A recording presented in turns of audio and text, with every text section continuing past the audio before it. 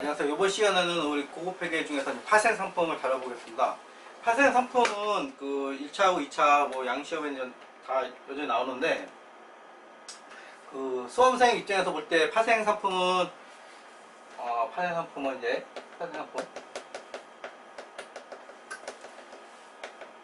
1차하고 2차 동일하게 나오고, 1차는 한 문제 정도 나옵니다. 한 문제 정도 나오고, 그 다음에 이제 계산 문제 위주로 많이 나옵니다. 계산 문제 나오고, 요 파생 상품은 이제 고급 회계 이쪽에 있죠. 고급 회계 쪽에 있는데, 고급 회계 쪽에서 주로 나오는 것들은 이제 연결, 결합, 이거는 뭐 항상 나오고, 그 다음에 이제 2차에서도 큰 문제가 나왔습니다. 파생 상품 같은 경우는 비중이 좀 작습니다. 비중이 좀 작고, 그리고 이제 1차나 2차에서도 이제 문제에 나오는 수준을 보면, 이렇게 좀 비중이 작은 거에 비해서 뭐 문제가 쉽게 나오진 않아요. 쉽게 나오진 않고, 왜 쉽게 나오지 않냐면, 문제 자체는 쉬울 수가 있는데 여러분들이 그걸 이해하는 데까지, 기본 개념을 깔는 데까지 시간을 많이 잡아먹습니다.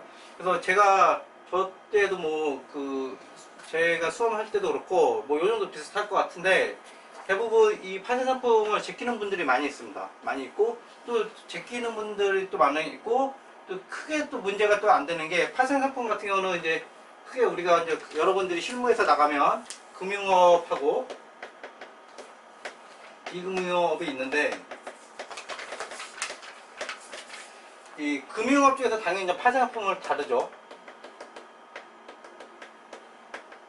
이쪽에서는 금융업이 있다, 이쪽에 이제 상품이기 때문에 파생 상품을 다릅니다. 근데 비금융업 쪽, 제조업 이런 데서 파생 상품 한다는 거는, 일반적으로 우리가 이제 감사나 이런 거 할 때 기업 본질적인 거하고 좀 거리가 멀기 때문에 리스크를 상당히 높게 봅니다. 감사 리스크 같은 것들을. 왜냐하면 우리가 기본적으로 파생 상품이라는 거는, 이런 제조업 쪽에서는 전문적인 그 운영 인력도 없고 전문 그 사람도 없는 상태에서 파생을 한다는 건 위험한 거고, 또 파생은 지금 우리가 오늘 배워둘 파생 상품은 일단 택지, 또 위험회피 용도가 있고, 말 그대로 이제 우리가 투자 수익을 위해서 하는 경우가 있습니다. 투자 수익을 하는 경우.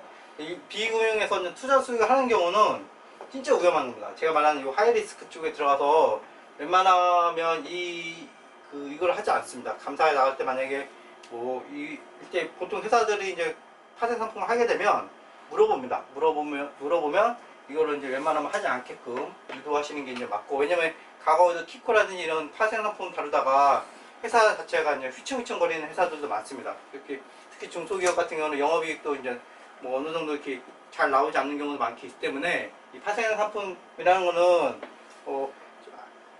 내용을 아시겠지만 이제 초기 자금은 적습니다. 초기 자금은 적은데, 우리 이제 수익과 손실은 어마어마합니다. 그래서 이제 우리가 다른 현물 투자하는 거하고 그 파생 상품 쪽은 완전히 다른 얘기라서 리스크가 엄청 큰 거기 때문에 웬만해서는 이제 비금융 쪽은 잘 안 합니다. 그래서 비금융 회사에서의 파생 상품은 대부분, 그래서 파생 상품을 지금 하고 있는 부분은 파생 상품입니다. 파생 상품이고, 여러분들이 이제 시험에 주로 나오는 것들은 이제 파생 상품의 기본 개념이 나오고, 두 번째 파생 상품 회계 처리가 나옵니다. 파생 상품 회계 처리는 기본적으로 이제 공정 가치로 하고 당비 손익으로 인식합니다. 이게 이제 기본 컨셉이에요. 기본 컨셉이고, 그 다음에 이제 시험에 나오는 거는 파생 상품, 아까 제가 말씀드렸잖아요. 파생 상품은 이런 위험성이 큰 거예요. 그래서 이제 파생 상품을 이런 투자 목적으로 이제 쓰는 경우는 이제 금융이나 주로 하는 거고, 이 제조업은 이렇게 하면은 리스크가 엄청 큽니다. 리스크가 엄청 커서 감사 의견에도 영향을 줄 수가 있어요. 그래서 실제로 이제 투자 자산으로 이제 파생 상품 쓰는 게 아니라, 이분들은 아까 제가 말씀드린 hedge 차원에서 위험회피 목적으로 사용하는 거예요. 그래서 실제로 파생 상품 관련해서는 이제 위험회피 회계 처리가 시험에 많이 나옵니다. 계산하는 문제 같은 경우는 이제 위험회피 회계 처리가 많이 나오고, 이런 일반적인 회계 처리는 나오지 않습니다. 당연히 뭐 공정가치 시험에 공정가치 여러분들이 구하는 문제는 안 나오고, 그때 이제 장부 금액하고 공정가치 얼마다는 걸 주어질 수밖에 없기 때문에 이 부분 문제는 거의 안 나오고, 위험회피 쪽 문제가 나오고 있습니다. 그리고 지금 하는 거는 파생 상품 일반적인 내용, 파생 상품은 어떻게 해야 회계 처리하느냐 이 얘기를 하는 거고, 위험 회피라는 거는 잠시 또 나오겠지만 파생상품 위험 회피라는 거는 말을 하나하나씩 잡아주시면 돼요. 위험 회피라는 거는 위험에 노출된 게 있어야 돼요. 위험에 노출된 거. 위험에 노출된 게 있어야 되고, 얘의 위험을 회피하는 거예요. 얘의 그러니까 위험에 노출된 자산 부채의 그 위험을 제거하기 위해서 파생 상품을 이용하는 겁니다. 이게 위험 회계예요. 파생 상품을 보면 이제 금융자산의 금융부채는 금융상품의 계약 당사되는 때에만 재무상태에 인식한다. 이게 당연한 말이고요. 네? 파생상품도 금융상품에 해당됩니다. 파생상품도 금융상품에 해당되기 때문에 우리가 기준서 1109호 금융상품 쪽에서 이제 그 한 챕터에서 금융상품의 한 챕터로 정의가 되어 있습니다. 그 금융상품 1109호는 상당히 이제 어렵습니다. 어렵고 이제 그 실무 적용 지침, 적용 사례, 결론 도출 그거 다 어렵습니다. 어렵고 이제 이해하기 어렵습니다. 이해하기 어렵고 여러분들이 수험생 입장에서 쓰여진 파생상품 관련된 거는 극히 일부입니다. 극히 일부고 이해하기 좀 어려운데, 파생상품도 금융상품 1109에서 해당되기 때문에 당연히 그 계약성 권리와 의무를 재무상태표에 자산과 부채로 각각 인식합니다. 선도계약은 결제일이 아닌 계약일에 자산이나 부채로 인식합니다. 선도계약, 제가 이제 요거 하나 놓쳤는데, 선도계약과 선물계약을 헷갈리시는 분들이 있습니다. 선도하고 선물이 있습니다. 선물. 선도계약은 주로 이제 두 당사자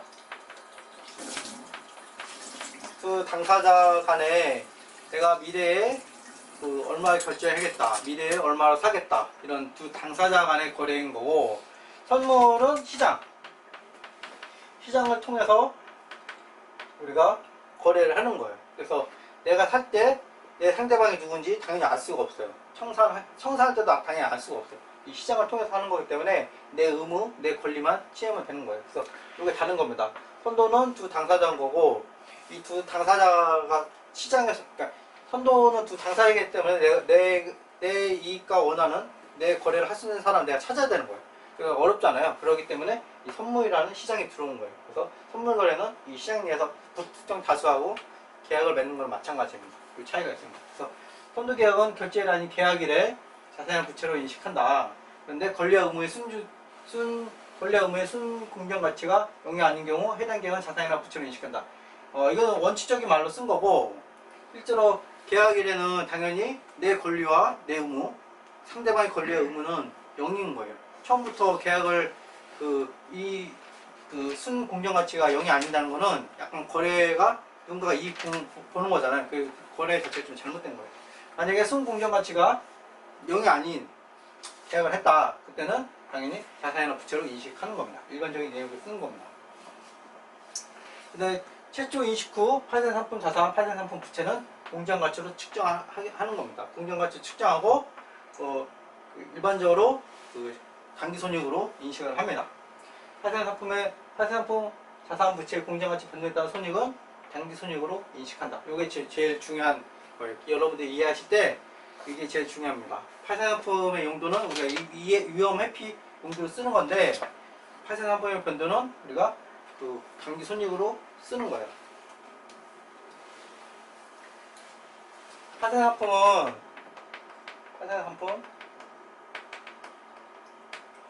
변동은 당기손익으로 인식하는 거예요. 인식하기 때문에 우리가 당기손익이 얘가 만약에 플러스 100이 나왔어요. 그러면은 우리가 위험을 회피하기 때문에, 위험 회피라는 거는 그 이익과 손실을 제로로 만들어주는 게 위험 회피입니다. 그래서 손실이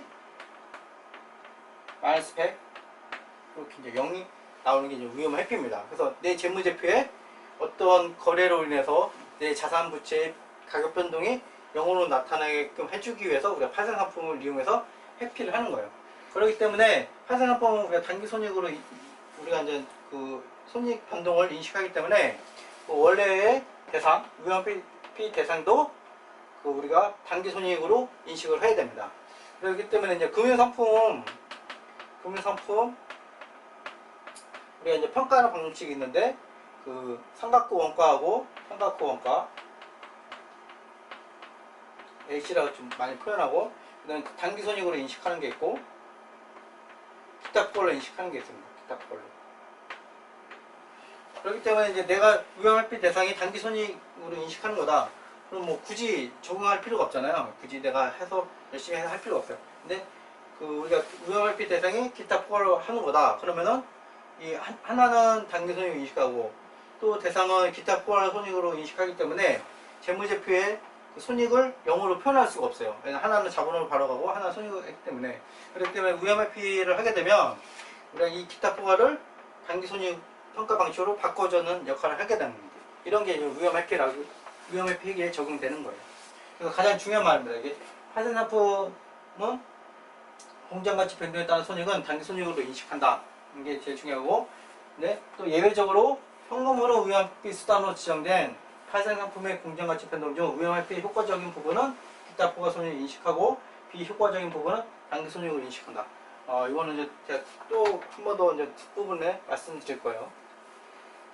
일반적으로 우리가 이제 그 파생상품 변동은 단기손익입니다. 단기손익인데 현금 흐름 위험 회피 쪽에서 지정된 거는 효과적인 부분은 기타 포괄, 비효과적인 부분은 단기손익. 요거 일단 기억해 주시고, 이건 다시 한번 제가 말씀드릴 겁니다. 지금은 파생상품 변동은 일단 공정가치 하는구나. 네? 예외적으로 기타 포괄로도 인식하는구나. 이 정도 알고 계시면 됩니다. 자기 지분 상품으로 결제되는 파생 상품이 있습니다. 이게 예를 들어서 이제 우리가 전환사채라든지 분리형, 신주 인수권부 사채라든지 인수권 사채 이런 것들이 있습니다. 그래서 여러분들이 그래서 약간 저는 좀 주식을 여러분들이 좀 조금 하는 거 소액으로 할 또 뭐 하는 거 좀 추천하는데. 그 회사들마다 이제 전환사채를 이제 발행하는 회사가 있습니다. 전환사채가 뭐냐면, 지금은 발행할 때는 사채지만, 향후에 얘가 이제 지분을 바뀔 수가 있습니다. 말 그대로 이제 전환되는 걸 전환. 그래서 전환사채인데, 지분을 바뀔 때, 우리가 이제 전환 가격이라는 게 있습니다. 전환 가격. 몇 주를 발행하고, 얼마에 바꿔주겠다는 게 있습니다. 그래서 전환 가격이 있고, 수량이 있습니다. 수량이 있는데, 이 수량은 당연히 우리 전환사채 금액이 있기 때문에 이렇게 되는 겁니다. 그래서 사채 금액이 전환 가격 곱하기 수량이 되는 겁니다.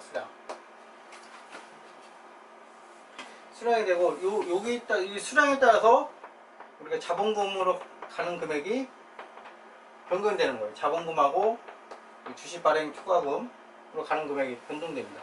왔다 갔다 하는 거죠. 이게 자본으로 가는 것도 왔다 갔다 하고. 그렇기 때문에 이게 이제 픽스되면, 전환 가격도 픽스되고 수량도 픽스되면 이 자본금하고 주발초도 이제 픽스된 거예요. 이게. 네, 이 전환 가격도 수량이 픽스가 안 되면 자본금하고 주발초도 변동되는 거예요. 그래서 이게 고정됐냐 변동됐냐에 따라서 자본이 왔다 갔다 하냐 이렇게 결정되는 거예요. 근데 여러분들이 가장 기본적인 개념이 알아주셨을 때, 자본의 개념을 기본적인 개념을 아셔야 돼요. 자본의 개념. 자본은 우리가 기준서상에 뭐로 되냐면 자산 빼기 부채. 다른 말로 잔여 지분이에요. 잔여 지분. 그러니까 쉽게 말해서 자본은 측정하잖아요. 자본은 우리가 별도로 원칙상으로는 측정하지 않는다고 표현을 해요. 자본은. 그러니까 고정된 거. 자본은 자산 부채가 있으면 정해진 거예요. 자본은 왔다 갔지 않아요. 한번 자본을 뭐 인식했다. 100원이. 그럼 얘는 바뀌는 게 아니에요. 그러니까 자산 부채 쪽은 우리가 평가를 하잖아요. 매 결산 기말마다 우리가 공정가치에 변화하기 때문에 그 평가를 하는 겁니다. 근데 자본은 평가하지 않습니다. 얘는 그래서 고정이에요. 고정의 성격을 갖고 있는 거예요. 그렇기 때문에 전환 가격과 수량이 픽스되면 자본이 고정되어 있잖아요. 그래서 걔는 자본 성격에 맞는 거예요. 근데 전환 가격하고 수량이 픽스되지 않으면 자본이 왔다 갔다 하잖아요. 그래서 자본으로 보지 않는 거예요. 이 개념이 여러분들이 머릿속에 있으셔야 됩니다. 그래서 보시면 자기 지분 상품의 수량과 대가, 이 대가가 이제 전환 가격 그런 것들입니다. 그런 것들이 합정되어 있으면 자본금이 고정된 거예요. 그렇기 때문에 지분 상품, 자본으로 본다는 거고, 이게 고정되지 않으면 왔다 갔다 하니까 자본으로 안 보는 거예요. 그렇기 때문에 부채 성격으로 봐서 금융부채로 처리한다는 겁니다. 그래서 이 개념이 여러분들이 가장 중요한 겁니다. 그래서 실제로 발행 여러분들이 이제 주시장에서 보면 이제 발행을 하는 거 보면 전환사채 같은 경우는 이제 픽스덱에 발행되는 경우도 있고, 그다음에 전환 가격하고 전환 가격이 이제 실제 주식시장에 이제 시가별로 바뀌는 경우가 있어요. 주식시장 그러니까 주가가 이제 올라가면 전환 가격도 올라가고, 주가가 떨어지면 전환 가격 떨어지는 경우가 있습니다. 그래서 그다음에 또 이 전환사채에 관련해서 여러분들이 뭐 시험에 문제는 안 나오는데, 이게 이제 약간 공매하고도 관련되어 있습니다. 무슨 말이냐면 전환사채는 내가 이제 지금 전환되면 전환권을 행사할 수 있는 가격이 정해져 있기 때문에 하락의 위험을 이제 방지할 수가 있습니다. 그래서 내 마음대로 이제 공매할 수가 있고, 이건 나중에 제가 또 다시 말씀드리겠습니다.